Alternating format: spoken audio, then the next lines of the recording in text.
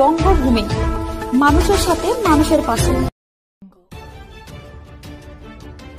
ভয়াবহ পথ দুর্ঘটনায় মৃত্যু হলো দুই ব্যক্তির। ঘটনাটি ঘটেছে কাকদ্বীপের মুরগি পোল্ট্রির কাছে।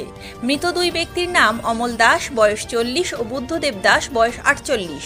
অমলের বাড়ি কাকদ্বীপের হরিপুর জেলে পাড়ায়। বুদ্ধদেব নামখানার মৌসুমীর বাসিন্দা। পুলিশ ও স্থানীয় সূত্রে জানা গিয়েছে, বুধবার গভীর রাতে একটি টোটো কাকদ্বীপ থেকে নামখানার দিকে যাচ্ছিল। ওই টোটোটি চালাচ্ছিল অমল। বুদ্ধদেব ও তার দাদা বসেছিল। টোটোটি যখন মোরগ পোল্ট্রির কাছে আসে, সেই সময় একটি 407 গাড়ি পেছন থেকে এসে টোটোর পিছনে ধাক্কা মারে। এরপরই ওই টোটো ও 407 গাড়িটি 117 নম্বর জাতীয় সড়কের পাশে থাকা নয়াঞ্জলিতে নেমে যায়।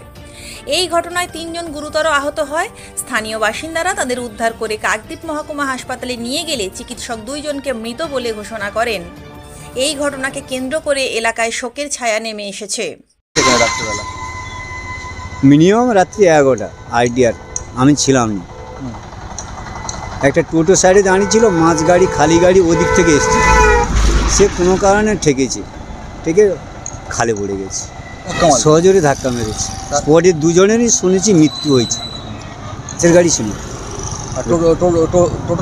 টোটো সাইডে দাঁড়িয়ে ছিল, টোটো সাইডে দাঁড়িয়ে ছিল, আর ও এসে মেরেছে, নিয়ে পড়েছে। কাকদ্বীপ থেকে বঙ্গভূমি নিউজ টিম।